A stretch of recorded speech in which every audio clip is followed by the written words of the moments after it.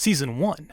It's January 20th, 2008. Walter White turns 50, teaching high school chemistry and working a second job at a car wash to support his pregnant wife, Skylar, and son, Walter Jr., who has cerebral palsy. On his birthday, a coughing fit at the car wash foreshadows disaster. When he joins brother-in-law Hank Schrader, a DEA agent, on a meth lab bust, Walt witnesses the staggering profits of meth trafficking, $700,000 seized. There's a spark in his eye the moment he hears Crystal Blue Persuasion. The next day, Walt collapses and learns his worst fear, stage 3 lung cancer, with just 2 years to live. He's desperate, dead broke, no savings, no retirement. He needs money fast. Keeping the diagnosis secret, Walt's fixation grows. Back at the bust, Walter spots his former student Jesse Pinkman fleeing into the night. Jesse, known in the drug world as Captain Cook, Walt confronts Jesse in a parking lot. "Help me, Cook." He blackmails him with access to school records. Jesse laughs. Walt doesn't. With no better option, Jesse caves. They steal chemicals, buy an RV, and cook their first batch in the New Mexico desert. Walt's chemistry prowess shows. The method is shimmering, blue, purer than anything Jesse has seen. They're onto something big. But when drug dealers Emilio and Crazy 8 storm in, Walt remains unnervingly calm. He rattles off a phosphine gas reaction that kills Emilio and incapacitates Crazy 8. It's Walt's first kill. Cold, clinical, calculated. Back in Jesse's basement, Crazy 8 chains himself to a pole, pleading for mercy. Walt isn't unmoved. He hesitates. He wants reasons. But when Crazy 8 grabs a plate shard with murder intent, Walt snaps, ending his life. He crossed the moral Rubicon. The man who said, "I did it for my family," now knows he's capable of more. At home, Walt lies through his teeth. Jesse is merely his dealer. Skylar grows suspicious of late nights and secret phone calls. Meanwhile, Hank and his partner Gomez close in on the meth operations, unknowingly brushing against Walt's new identity. Jesse panics when he tried to dispose of Crazy 8's body in acid. It eats through the tub and floor, flooding Jesse's house below. Walt arrives, emotionless, and instructs Jesse to drop everything. He cleans up with cold efficiency. No friendship, no guilt, just business. Jesse's broken. Walt is focused. He steps into the driver's seat, handing Jesse a cigarette as they stare at blue crystals. Heisenberg is born. Their actions bring danger fast. Walt and Jesse attract the attention of Tuco Salamanca, a volatile and violent drug dealer. In a tense desert meeting, Walt cooks impromptu for Tuco, who tastes it and approves with a wild grin. The payoff is huge, but so is the risk. Meanwhile, Walt's cancer goes into remission, but Walt stays in the game. Kids now see a different side of him. Skylar senses a shift. Hank mentions blue meth in passing as a DEA celebration, and Walt smiles, tension in his jaw. He's in too deep, no turning back. All across season 1, Walt's transformation is relentless. He starts as the desperate dad in need of a miracle and becomes Heisenberg, the man whose identity bridges brilliant chemistry and ruthless crime. Jesse wavers, sometimes terrified, sometimes defiant, but the duo is locked together by blood, betrayal, and blue meth. 7 episodes, no filler. Every scene is pressured, every lie is weight. Walt crosses moral boundaries, starts to enjoy power, and exacts control, with Jesse as his broken reflection. By episode 7, Walt stands in his own empire, shrouded in blue crystals. Skylar's watching. Hank is sniffing around. Jesse is unreliable. Walt's eyes gleam ruthlessly into the RV's dim light. He knows exactly what he's doing, and who he's becoming. And that's where season 1 ends, with a man who walked into the desert to cook, only to discover a monster inside. This isn't desperation anymore. This is pride. This is pride as Heisenberg. Season 2. Walt and Jesse kick off season 2 with a bang. Literally. After killing Tuco's henchman No Doze, they're dragged into his junkyard lair. Tuco goes full psychopath. He orders Walt and Jesse into his uncle's house, guns drawn. Walt calms him by cooking meth on the spot. Tuco grins maniacally, approves the product. Then, moments later, deputies led by Hank burst in. Tuco shoots at law enforcement, and Hank guns him down. Walt's empire building just got bloodier, and the DEA is suddenly obsessed with blue meth. Jesse's rattled. He starts packing heats, convinced Tuco will hunt them. He wants to snuff Tuco first. Walt walks him through the plan. How many bullets? Angles? What could go wrong? When Jesse can't even load the revolver, Walt's face hardens. Heisman, badasses, and students. Too much to juggle. As they dive deeper, Jesse meets Jane Margulis, his apartment manager. She's in recovery. They spark instantly, tumble into a relationship that fuels Jesse's creativity, but drags him back to heroin. Walt sees the danger, tries to hold tight, but says nothing. Amid all this, Walt flies under the radar. His cancer mysteriously goes into remission. He returns to school and home life, pretending everything normal. But at night, his gang expands. He hires Saul Goodman, the Smari lawyer, to handle legal loose ends. Saul gets them better distribution and connects them to Gus Fring, the poised, careful fast food king turned drug lord. Walt is climbing, but every step forward is a step deeper into darkness. Jesse's world crashes in Phoenix. High on heroin with Jane after a huge ticket, Walt arrives just in time to see her choke on her own vomit. Flashing into crisis mode, Walt hesitates. Then he steps back. Jane dies. Jesse wakes to horror. Walt walks out. Jesse plunges into rehab.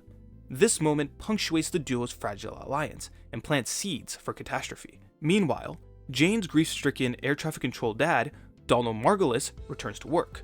Distracted, he directs 2 planes into a mid-air collision over Albuquerque. Fragments fall everywhere.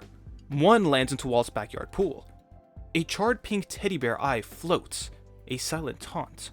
Walt, the unseen architect of disaster, watches, guilt in his eyes.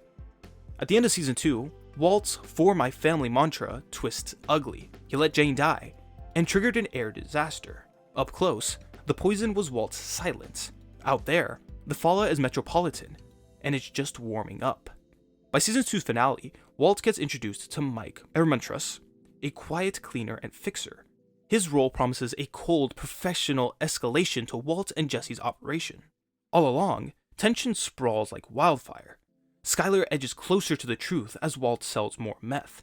Hank obsesses over blue crystal clues at every turn. Jesse, broken and guilty, keeps cooking because it's all he knows. And Walt, he's walking through wreckage of his own making, but his empire foundation is taking shape like crystal meth towers. Season 2 crafts the middle of the Heisenberg story. Desperation turned into daring, redemption turning into ruin, pride gnawing at conscience. Jesse's love killed him, but Walt's silence killed a city. The pink teddy bear eye is the show's scariest spectator, the small emblem of massive consequence. It's a metaphor in plastic form.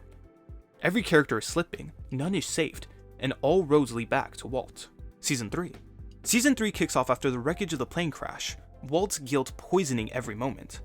The symbolic pink teddy bear stays lodged in his mind, and we watch him trying to bury the past while building the empire. We've moved beyond desperation. Now, it's control, secrecy, and ego. At home, Skyler's suspicion burn brighter. Walt returns to teaching, acting normal, but the cracks are showing. She cornered him, demanding a financial account, and nearly broke. But Walt spins it. Gambling debt. She buys the lie. For now. The silence between them is heavy. Meanwhile, Jesse is gone, checking into rehab after Jane's death. He's adrift, guilt-stricken, half alive. When Walt drags him back into the lab, Jesse's reaction isn't relief. It's exhaustion and resentment. "I want out," he tells Walt, but Walt convinces him their empire needs scale, pressure, profit. They're drawn back into the RV, but this time, the colors are darker, the risk bigger. Enter Gus Fring, calm and chilling. Walt's new distributor. He offers professional labs, legit operations, long-term contracts. Walt hesitates. Pride pulls him. He's not just a cook now. He's a kingmaker in a world of titans. Jesse sees the southern tip. Clean labs, routine, but Walt smells prestige. Gus brings Mike Ehrmantraut more into focus. Fixer, cleaner, silent operator. His smirk and preparation maps a crime future far beyond Jesse's backyard nightmare. Gus's empire building is cold and controlled. Walt's pride meets its match. But the pressure cooker cracks. Walt struggles with custody of virtual meth empire and custody of Walt Jr. Skyler gets pregnant again by Walt's brother. Yeah, big reveal. Walt spins this as love, family, salvation, but we sense its manipulation. Pride's new tagline? Impervious. Jesse lands in a clash with his dealer friends. Street dealers see him and Walt stepping up, so they stage a strike. They burst into the lab, try to hold Jesse hostage. Walt intervenes with a gun. Jesse is shaken. Walt is ready to pull the trigger. The scene shakes the foundation. They're not just partners, they're a team. Or maybe tentacles. Then comes the pivotal moment. Hank, burned and limping, finally gets a break. He visits Jesse's old place, finds evidence, chemicals, lab remnants. He names the product blue meth. The realization hits him. Heisenberg is closer than he thinks, more personal, more painful. Walt and Jesse cook in a new lab.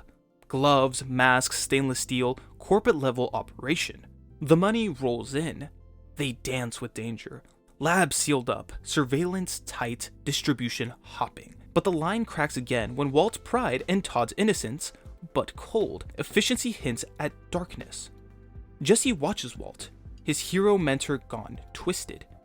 Early signs?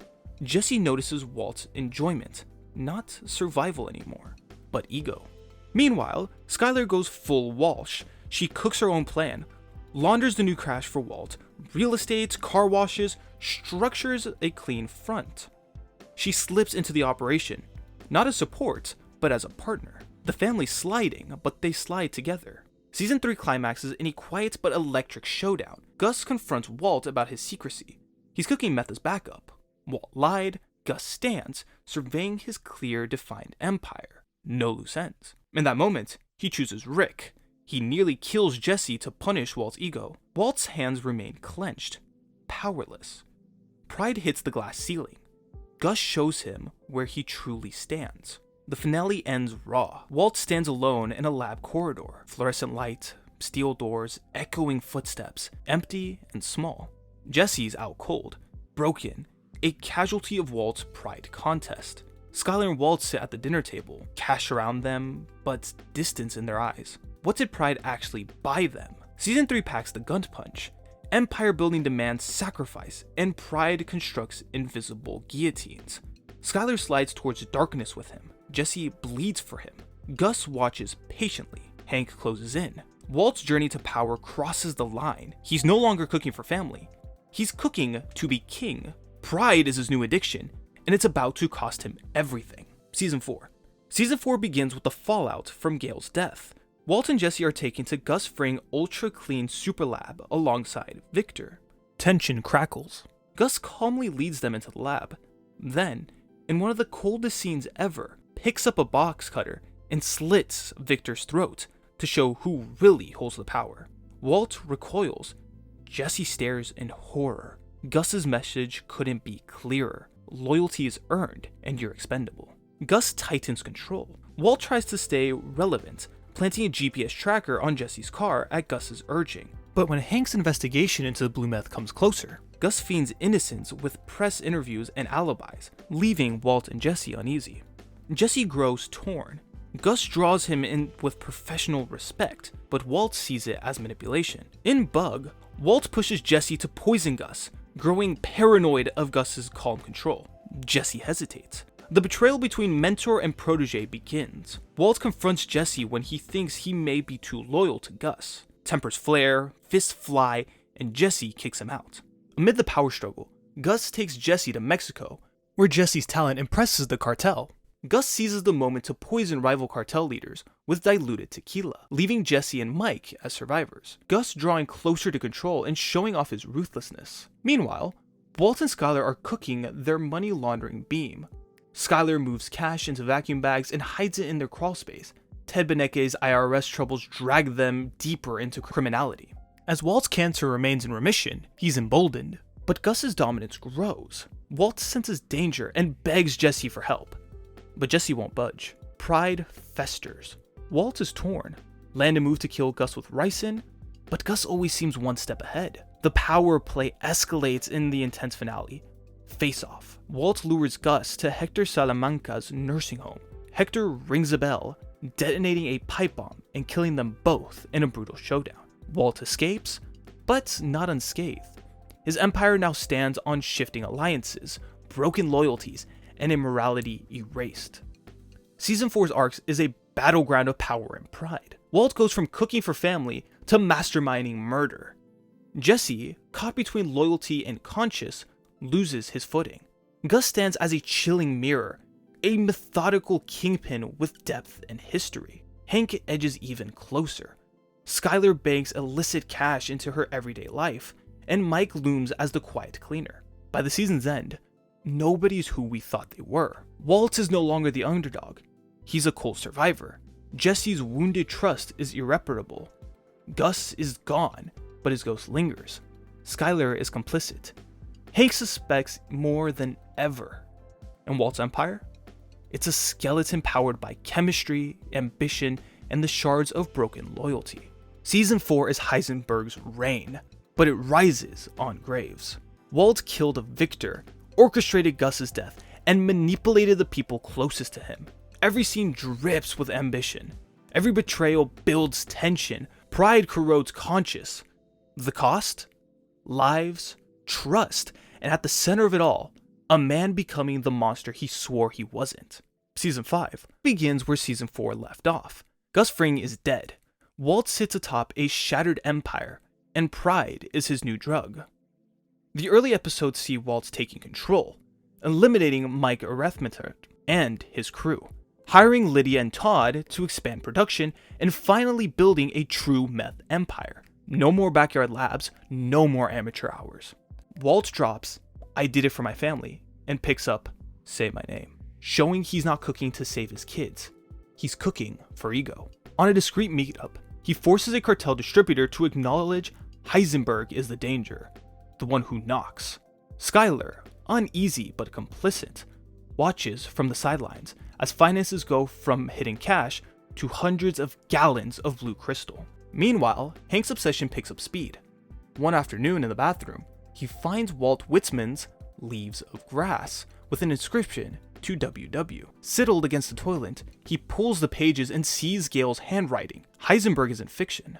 The cracks Walt so carefully buried begin to split. Hank gears up to bring his brother-in-law down. Jesse is fractured, used by Walt, betrayed, and manipulated. He's hired by Todd for production, under supervision, like a pawn, not a partner. He sees Walt's pride morph into cruelty. The bond is irreversible. Jesse edges towards rebellion, fueled by guilt and rage. In the dramatic mid-season punch, Ozymandias, episode 14, wipes the board. In the desert standoff at Tohajile, Walt begs Jack's crew to spare Hank. Jack cold cocks him. Hank's moral compass stays intact until the final bullet. Walt collapses beside him. Guilt sharper than bullets. The neo-Nazi gang seizes Walt's barrels, burying them as they bury Hank and Gomez in the pit. Jesse tries to run. Jack threatens, Scotty's up, and Walt walks away from Jesse as he fires a gun, admitting to letting Jane die. That's the moment Heisenberg kills Jesse's heart. Skyler and Walt Jr. reel. Marie believes Walt's in custody. Skyler blurts the truth to Walt Jr. He's Heisenberg. He lashes out. "You're as bad as him!" Skyler forces Walt from the house, threatened with a knife. Walt snatches baby Holly, packs their belongings, but drops her at a fire station before fleeing. 2 phone calls with Skyler flip his persona. He first rehearses lies in the desert flashbacks. Later, calls to make himself look evil. He's protecting her, or so the lie goes. Those are called Heisenberg's final act of control, a calculated martyr. Walt vanishes into hiding in New Hampshire. Cancer returns. He's weak, low, crawling, but pride's fire burns. He stews in rage when interviews with Gretchen and Elliot minimize his role in Grey Matter. Suddenly, hiding isn't enough. He needs chewing gum revenge. He calls Saul, asks to exfil Skyler and Jr. They don't follow him. They don't leave the cage. He arranges for Ed the Disappearer, then states he's done. Until he's not. He sends coordinations of Hank's and Gomez's burial pit to Skyler, then laces that gun in the desert. Back in Albuquerque, Jesse is trapped, forced to cook for Jack's gang under threats to Andrea and Brooke. He plans escape, but Todd kills Andrea to punish defiance. Jesse collapses in horror. He hangs in bondage while the empire he helped build murders the only person he loved. Walt returns for the showdown. He manipulates Todd through Lydia, Ricin, and her stevia sachet. Lydia dies quietly. Then Walt barges into Jack's compound, triggers a homemade machine gun concealed in the trunk, relieving a bullet-strewn massacre. Jack and his crew die. Todd dies too. The gang collapses in a hail of vengeance. Walt frees Jesse. Jesse has a gun to Walt's head, but Walt hands over a ricin-laced cigarette and invites him to kill him. Jesse hesitates. Walt smiles, and Jesse turns away. Then, he drives off. Walt, wounded by his own weapon, stumbles into the abandoned meth lab, nearly collapsing. He surveys the lab, pots, burners, burnt crystals, homesick for the rush. He dies there, surrounded by the chemical kingdom he built. Crystal blue or dust. Pride endures. Heisenberg's empire is dust. Season 5 is tragic algebra. Ambition minus empathy equals carnage. Family turned cage, partner turned enemy, empire turned ruin. Pride birthed Heisenberg, and Heisenberg buried Walt. The chemistry was always dangerous. What started as a cancer cure ended as a pride disaster. In the span of 8 action-packed episodes, Season 5 dismantles everything. Award swagger? 2 consecutive Emmys, Golden Globe legendary acclaim. No amount of industry applause can outweigh the human wreckage. The final moment? A broken man collapsing in his lab locks the story. Pride, power, and purity. Blue crystal, now just dust. Heisenberg exits, begging the question, did Walt die? Or did Heisenberg finally die with him?